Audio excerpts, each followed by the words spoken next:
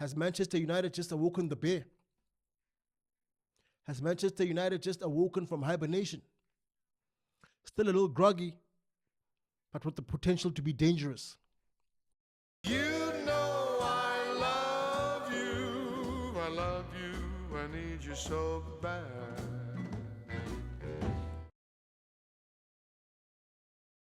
Let's not forget where we come from, folks. The last 10, 15 years post Sir Alex Ferguson have been abysmal. They've been terrible. They've been some of our darkest times as United fans. Who, once Sir Alex Ferguson left, did they bring in? Who did they bring in? Another Scotsman. Heck, Sir Alex himself said, you know what? Bring in David Moyes. I like this guy. I was one of those guys. I was like, yo, I like what he's done at Everton. He hasn't had a budget, but he's done relatively well. Imagine what he can do for us as United with a budget. Especially if Ferguson has said, yo, I vouch for this guy. Boy, were we in for a shock of our lives. It is safe to say that David Moyes stunk out the place. He stunk out the place. It looked like Manchester United was just too big for him. The difference between coaching Everton and coaching Man United became evident very soon. David Moyes won the Community Shield, but hey, that might not even have anything to do with him. You know what I'm saying? In David Moyes' defense, though, I will say this. He obtained a team that wasn't really his. And Ferguson didn't really leave with a super powerful team. He didn't leave with a Ronaldo, Berbatov, Rooney, Tevez team. He left a bit of controversial. But still, nevertheless, we experienced some tough times under Moyes. And then, as a state of natural selection, Moyes had to go. Who did we bring in? Louis van Gaal, Mr. Serious. Why so serious, Louis? Why so serious? Louis van Gaal comes in. I was excited. Respectable coach. He's done wonders. He's done great things for the community. He's done great coaching jobs, great gigs prior. He comes in. Woo! Tough. Get him out of here. Get him out of here. However, before you let him leave, can you give us a cup? Can you give us a trophy? And he did. He gave us the FA Cup, and we'll take it. In a time where teams cannot obtain cups and trophies, not everybody can win, guys. Tottenham Hotspur has not won a trophy or a premiership or a Premier League since 1961 or something like that. Don't quote me. Here's a fun fact. As a South African, I've never seen a Spurs fan with my own two eyes. Besides social media and TV, I've never seen a Spurs fan like, yo, look at him go. He's there with his missus. He's there with his two kids crossing the road. I've never seen a Spurs fan with my own eyes. Can you believe it? They say the world is a small place. Clearly it ain't small enough. You know what I'm saying? We've been through hell. Louis van Gaal, I remember three moments. There's three things I remember about Louis van Gaal. The FA Cup. The fact that every time our team would score a goal, our assistant coaches like Ryan Giggs would try and celebrate with him, but he'd never celebrate. He'd be so stiff. He'd be so uptight, writing down notes. Celebrate with the gents, Louis van Gaal. Celebrate with the gents. What's the matter with this guy? And another thing was when I don't know if you guys remember that memorable incident where he was saying a player was diving and he actually mimicked him and fell to the floor and caused the scene, and it was funny. Nevertheless, bye-bye. It was nice to know you, Louis. Louis Shuey. You know what I'm saying? Cheers, mate. All good things come to an end. Who's next? The special one himself, Jose Forget-Me-Not Mourinho. Everybody, I think people were split, but most people were excited. Like, Mourinho wins trophies. We've seen what he can do. But there was a small portion of fans that were like, no. Mourinho's past. His best days are behind him. His best days were at Madrid. His best days were at Chelsea. His best days were at Porto. And when Mourinho leaves the club, things are terrible. Relationships are terrible with the players, with the physio. It's, it's terrible. It's terrible across the board with Mourinho. But we gave him a chance. What can we do? He's a special one. But time would prove and time would tell just exactly how special he was. The first couple of months to a year was all right. But slowly but surely, we started to stink up the place. But at the very least, he gave us the Community Shield, he gave us the Carabao Cup, and he gave us the Europa League. We'll take it. Another thing, I hated when Pogba was one of my favorite players. I know when it comes to players like Pogba, things are divided. You're either with him or not. I loved Pogba, and I wanted him to do so well. And under United, he didn't give us his best football, and I understand. And people say no. Well, I say this. One, he was played out of position. Number two, he came into a club that had no balance. It wasn't a really good side. And he was under pressure to play in central defense when that's not what he was. Pogba is like Mesut Ozil. They don't like defending. Know your players. Don't be like Gareth Southgate. Know your players and know where to play them. That could be the difference between a cup and no cup. You know what I'm saying? Sort yourself out. Nevertheless, bye-bye. Who do we get after Mourinho? A legend. Ole Gunnar Solskjaer. Ole Gunnar do what? Solskjaer. You know what I'm saying? He was supposed to be the interim feel-good coach. You know, get people back together again. Because by the time Jose left, controversial times. The place stunk. People in-house fighting, chaos. You know what I'm saying? Chaos. So this guy was supposed to, Ole Gunnar was supposed to come in and bring in the players and make them feel good. Bring a feel-good, aura around the club. Good luck. Look, in his defense, in the time that he was supposed to have been an interim coach, he did well. People were playing well, were scoring goals and everything. And because he did well, they decided, the management and ownership decided to extend his tenure and give him another year. Big mistake. I thought to myself, no, let this guy quit while he's ahead. Sometimes you got to know when to quit, guys.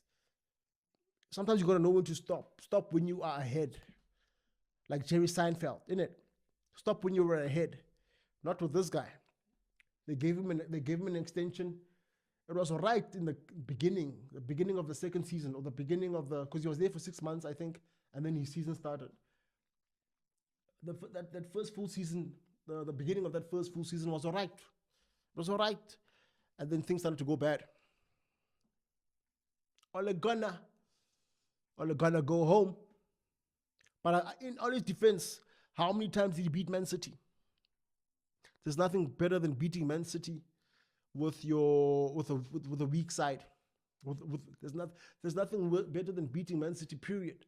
But when you've got a so-called weak side, it's McTominay, Martial, it's Rashford. Can you believe it? Oh, I say, what a goal. You gotta love it. You gotta love it. Either way, we got to the point whereby, hey, Ole Gunnar, bye-bye. So what do we do? The ownership is scrambling. What are we gonna do? Ownership is scrambling. What's our next move? It's checkers, not chess. It's chess, not checkers. They bring in the king of the counter press, of the Gurgen press, Ralf Rangnick. Hey, Record Ralph, they call him. What's this guy gonna do? It just didn't work out, folks. It didn't work out with Record Ralph. And it showed. One thing I didn't like about Record Ralph, on the sidelines there, he was always so disengaged. Compare Record Ralph to Antonio Conte. Antonio Conte, hey, what are you, hey, defense, what's going on? Hey, have a cup of coffee, forget about it. You know what I'm saying? Brilliant. I love the passion. But you never really saw it with Ralph. He's one of those, hey, I hope you guys will score. I hope you guys sort yourselves out in defense. Get involved, Ralph. Hey, we're paying you a lot of money, mate. Sort yourself out. You and your management team, where's the Gegenpress? What's going on? But maybe you didn't have the players, I don't know. And here's another thing. Sometimes Jose Mourinho once said, hey, many coaches are coming and going. Maybe it's not the coach's fault. Maybe it's the structure, maybe it's management, maybe it's ownership. Was Jose Mourinho right? Most would say maybe. Most would say maybe. Nevertheless, we bring in a gentleman by the name of Erik ten Hag. Did well for Ajax. Got them to the semi-finals, got knocked out by Pochettino's Spurs. Unlucky. You know what I'm saying? Very unlucky. This close. If it wasn't for a certain Brazilian scoring great goals and last-minute goals for Spurs, Ajax would have been in the final. And then once you're in the final, anything goes. Erik ten Hag, his first season was all right. He managed to get into the top 4. He won us the Carabao Cup, and we'll take it. It's all about trophies. We'll take it. It's all about trophies, folks. No trophy. What rhymes with trophy? Either way, no trophy, no party. And in his second season, Erik ten Hag, it was probably one of the worst seasons. Injury-prone season, many injuries. However, it was terrible. Our last glimmer of hope was the FA Cup final against Manchester City, one of the best teams in the world, supposedly, who happened to have one of the best managers in the world, who happened to be our rivals, who happened to make it a derby against one of the weakest possible sides. So in saying that,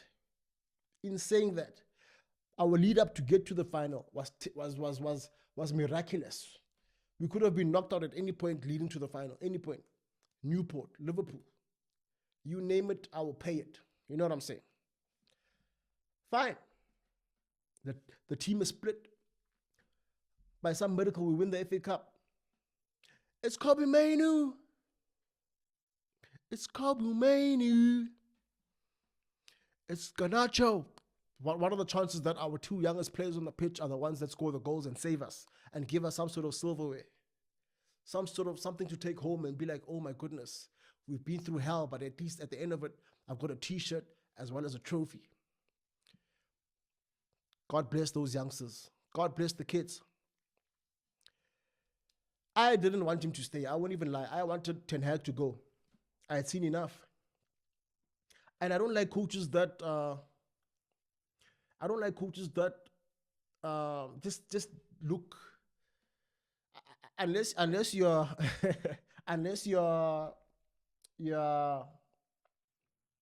I forgot his name now. I can't believe I forgot his name. What's the Madrid's coach's name? I can't believe Carlo Ancelotti. Unless you're Ancelotti, I don't like coaches that just stand by on the sideline and have terrible substitute game management and everything. Erik ten Hag was just a little too stationary for my liking. Get yourself in the game, Eric. Sort yourself out. What's going on? You know what I'm saying? So anyway, I was one of those guys that like, hey, get this guy out of here. Ownership and management and the structure were like, no, let's keep this guy. In the meantime, guys, things started to happen. They brought in INEOS.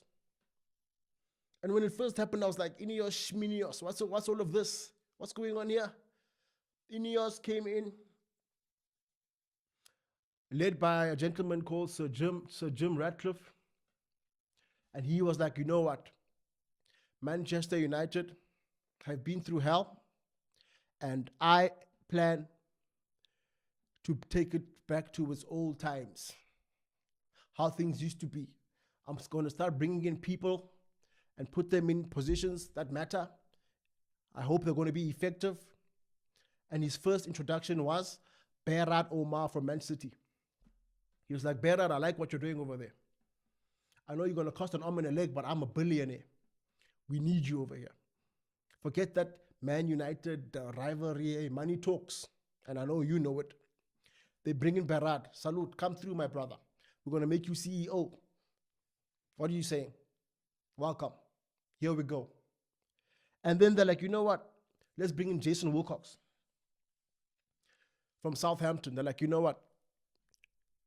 You're doing wonders, son. You're doing absolute bits. Absolute bits you're doing.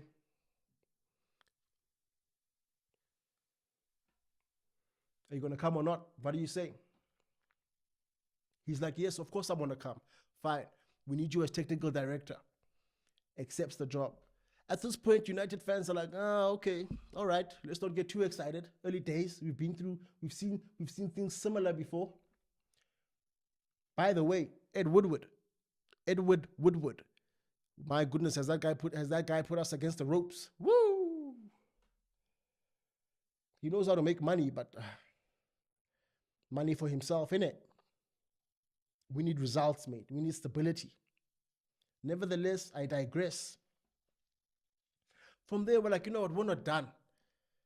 Let's bring in Dan Ashworth from Newcastle. And we're going to make him the sporting director. Dan Ashworth is like, yo, I'm on the way tomorrow. It wasn't tomorrow, but, you know, it was quicker than what we would have expected. So far, so good, guys. People are coming in. Positions of important positions are starting to become filled now. We love it. They're starting to become filled, like Neville. From there, they're like, you know what? Let's bring in Christopher Vivell. Christopher Vivell, we need somebody to be in charge of recruitment and talent identification. Can you do that for us, mate? Because it's been rough. We've been bringing in overpriced players for the longest time. Overpriced players that don't perform. Falcao, Di Maria.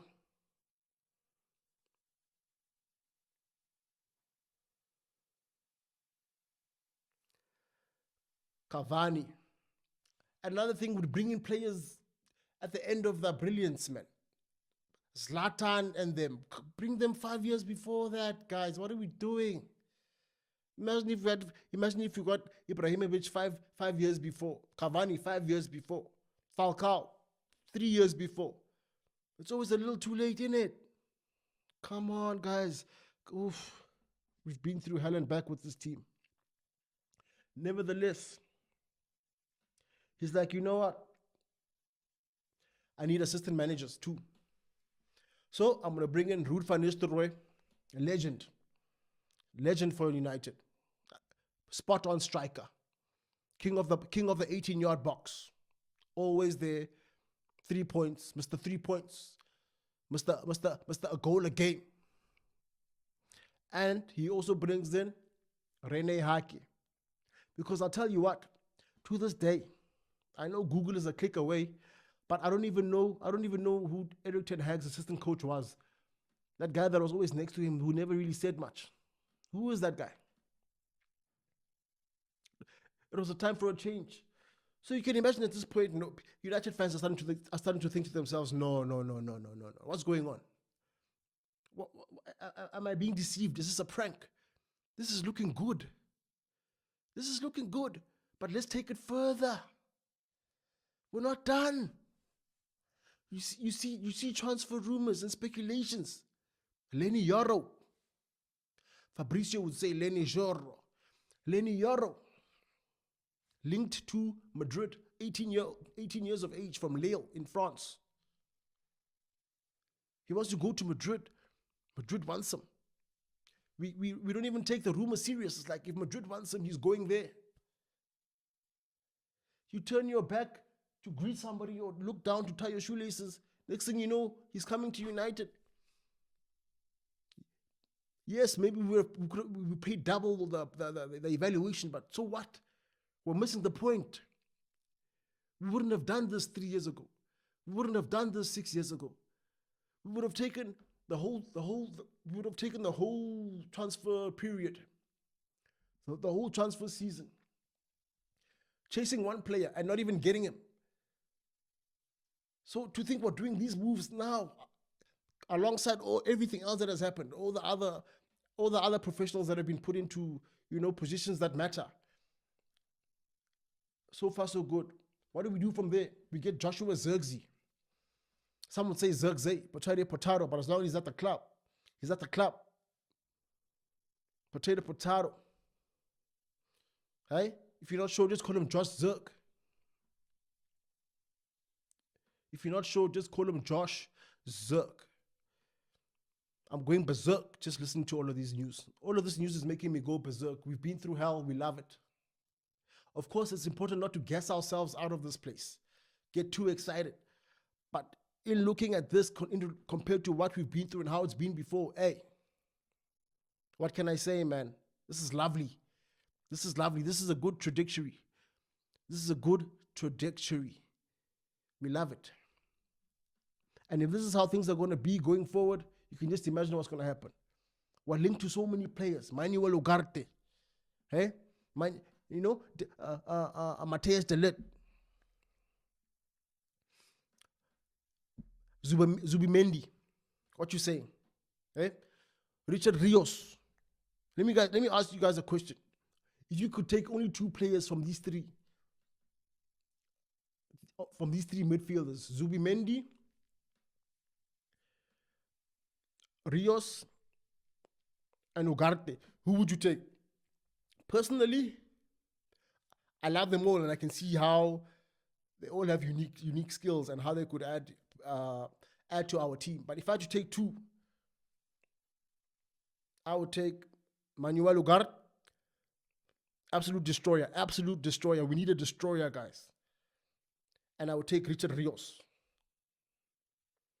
Any combination of the 2 I would love, but if I had to just choose 2, if I could only take 2, I would take Richard Rios. I love Richard Rios. Hey, he looks like something. He looks like a player. And I would take Ugarte. Bring him. I like how Richard can drive. And I like how Ugarte can defend.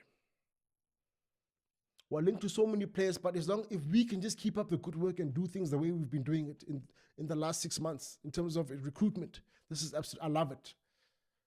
I love it. So far, so good. And the rival fans will always have something to say. Nah, same old. You double paid for this youngster. I mean, how you overpaid for him. Now he's under pressure. Where is he going to start? Now he has to start. When you're doing things right, people are always going to have something to say. What can we do? Hey, we love it. Nevertheless, guys, things are looking good for United. I hope things go good.